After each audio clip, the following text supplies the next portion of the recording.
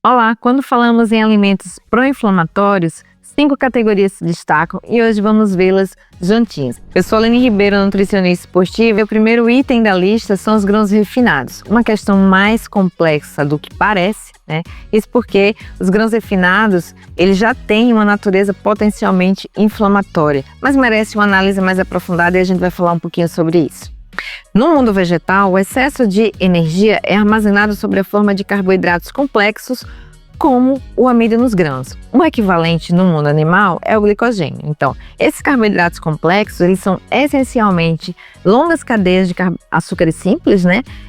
Que no nosso organismo precisa ser quebrado em um processo que começa na boca e vai até o intestino, né? E encontramos aí esses carboidratos em muitos alimentos comuns. Por exemplo, nos grãos clássicos, a gente tem o pão, o macarrão, o arroz, grãos alternativos, cevada, centeio, aveia, os pseudo-cereais, o amaranto, a quinoa, o trigo sarraceno, os tubérculos como as batatas, né? O inhame, enfim. Os produtos derivados, pizzas, produtos de padaria, de pastelaria. Contrariamente ao que muitas vezes se lê, as diretrizes nutricionais, elas não são tão severas ao julgar os grãos refinados. A verdade é que, em vez de definir que os grãos refinados são inflamatórios, é mais correto dizer que os grãos integrais, eles são anti-inflamatórios. Isso porque os benefícios dos grãos integrais são muitos, né? Eles são importante fonte de fibras e contribuem bastante para alcançar aqueles 30 ou 35 gramas diários de fibras recomendados, fornecem vitaminas e minerais que são essenciais e que são em grande parte perdidos aí durante o processo de refinação. Tem um impacto glicêmico mais gradual, mais lento, embora isso seja menos relevante, né, para as pessoas que são ativas e metabolicamente saudáveis. Como você pode ver, a chave é a visão geral. Então, a mensagem principal aqui é que a gente precisa aprender a avaliar os alimentos considerando o contexto dessa refeição completa, né, a qualidade desses ingredientes que são colocados ali naquele prato e o equilíbrio da sua dieta. Os grãos refinados não são, portanto, necessariamente inimigos na nossa saúde, né? Em vez da gente demonizá-lo, é mais construtivo priorizar as versões integrais quando possível. Então, prestar atenção ao contexto geral, a composição da sua refeição, considerar a qualidade geral dessa preparação, equilibrar aí as refeições com outros ingredientes nutritivos, são coisas que vão trazer benefícios e vão reduzir, né, aquele risco inflamatório dos grãos refinados. Eu quero convidar você a participar do nosso clube de membros, um local onde você terá acesso a conteúdos exclusivos sobre nutrição, sobre alimentação saudável, performance, a possibilidade de participar de grupos de desafios e muito mais. Então, clica aqui no botão de Seja Membro e inicie hoje mesmo sua jornada de transformação. O item número 2 são os açúcares adicionados, que é o inimigo oculto. Os açúcares adicionados, eles provavelmente constituem aí a categoria de alimentos pró-inflamatórios mais universalmente reconhecidos, né? Mas antes da gente analisar aí o seu impacto na nossa saúde, é essencial esclarecer, né, fazer uma distinção sobre os açúcares adicionados, que são profundamente diferentes dos açúcares naturais. Os naturais são aqueles que são encontrados naturalmente, né, nos alimentos como frutas, vegetais, no próprio leite, como a lactose. E esses alimentos, além dos açúcares, também contêm fibras, vitaminas, minerais, né, e são, em suma, alimentos de verdade, que a natureza já nos oferece, né, perfeitamente balanceados. E no caso das frutas e vegetais, né, a gente pode, sem dúvida, defini-los aí como alimentos anti-inflamatórios. Os açúcares, ou melhor dizendo, adicionados, por outro lado, são introduzidos durante a produção dos alimentos. Seu consumo excessivo pode contribuir, sim, não apenas para a inflamação, mas também para o ganho de peso, para o risco de doenças crônicas, né, como diabetes e doenças cardiovasculares. E onde estão escondidos os açúcares adicionados? Infelizmente, a resposta é desanimadora, né? Quase em todo lugar.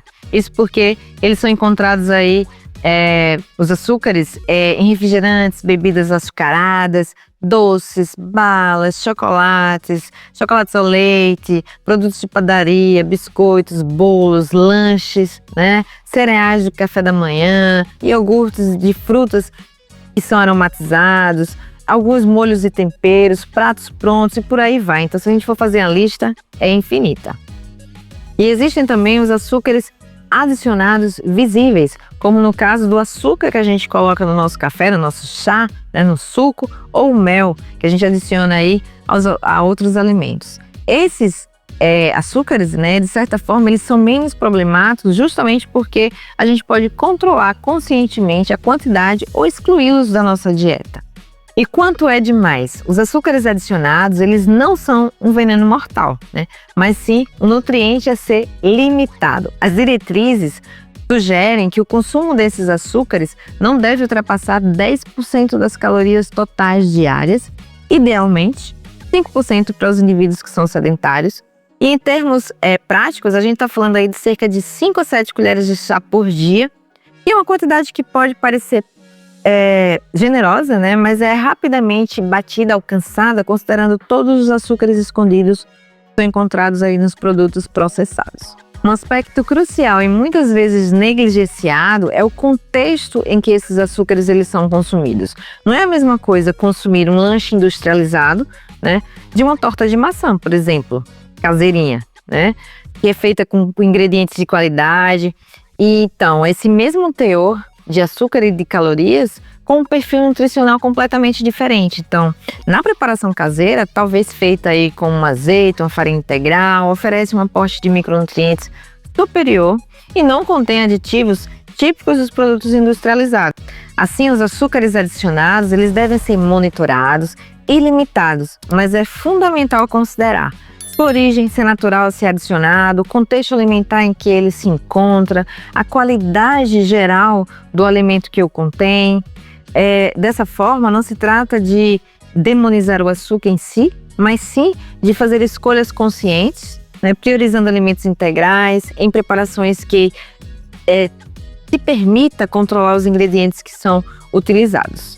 O terceiro item são os óleos. E aqui, com exceção do azeite de oliva extra virgem, os óleos são considerados aí inflamatórios porque contém alto teor de ácidos graxos ômega 6, né?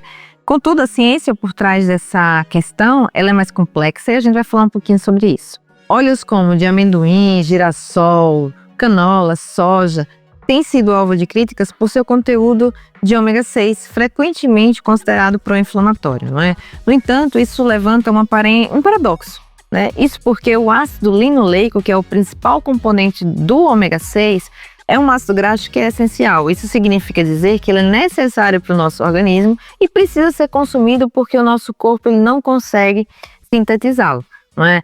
Então, o ácido linoleico ele demonstrou aí efeitos benéficos, como a redução do colesterol total e do colesterol ruim, que é o LDL, além de contribuir para o aumento do colesterol bom, que é o HDL.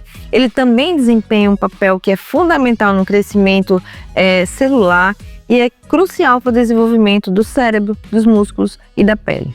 Então, como em muitos aspectos da nutrição, o equilíbrio é a chave, né? E para evitar a ativação de processos inflamatórios, é essencial manter o equilíbrio, uma proporção adequada entre ômega 6 e ômega 3, que têm propriedades anti-inflamatórias. Então, dessa forma, focar em um único efeito bioquímico pode levar, sim, a conclusões equivocadas e simplistas, né? Quando, na verdade, a interação entre nutrientes é mais abrangente e mais complexa. O quarto item é o álcool, que é uma verdade incômoda. Então, quando a gente fala de álcool, a ciência é inequívoca, não existe aí uma quantidade segura e nem benéfica para o nosso organismo. É uma verdade que incomoda, né? Mas é suportada por evidências científicas que são sólidas. E o quinto item é a carne vermelha e a carne vermelha processada, que isso vai além da inflamação. O consumo excessivo de carne, a carne vermelha, particularmente as processadas, tem demonstrado um potencial efeito inflamatório no nosso organismo, e estudos sugerem que a ingestão frequente de ácidos graxos saturados presentes na carne vermelha podem elevar a inflamação de forma sistêmica e estimular respostas imunológicas desfavoráveis. Além disso, altos níveis de sódio e conservantes podem levar ao aumento da pressão arterial. E um outro fator também é que ela pode aumentar os níveis de colesterol, promover a inflamação, contribuir para o maior risco de desenvolvimento de doenças cardíacas. E por fim, o seu consumo está associado ao maior risco de câncer, especialmente o câncer de intestino. Assim, o enfoque mais eficaz para uma alimentação anti-inflamatória é aquela que prioriza a abundância de alimentos protetores e mais naturais possíveis, né? Adotando aquela premissa de escasso que mais desembale menos, evitar restrições excessivas, promovendo uma relação mais saudável e flexível com a comida, focar na sustentabilidade a longo prazo de um estilo de vida mais saudável. E lembre-se, né, que nenhum alimento é totalmente proibido, né? Trata-se aqui de fazer escolhas conscientes e equilibradas. E assim como em todos os aspectos da nossa vida, haverá momentos de maior ou menor adesão a esses princípios, né? O importante é manter uma visão aí geral equilibrada, né? E uma abordagem aí construtiva para a mudança de hábitos alimentares a longo prazo. Eu espero que você tenha gostado do vídeo de hoje. Se gostou, não deixe de ver esse aqui, onde eu falo sobre o que acontece quando você fica 30 dias sem açúcar. E claro, não se esqueça de se inscrever no nosso canal, porque isso ajuda a manter o nosso trabalho, ativar o sininho para continuar recebendo dicas sobre nutrição, saúde e performance. E claro, deixe seu comentário, dúvidas e sugestões aqui embaixo que eu adoro responder. E se quiser resultados efetivos, clica aqui e seja membro do nosso canal. A gente se vê no próximo vídeo. Um abraço da Nutri.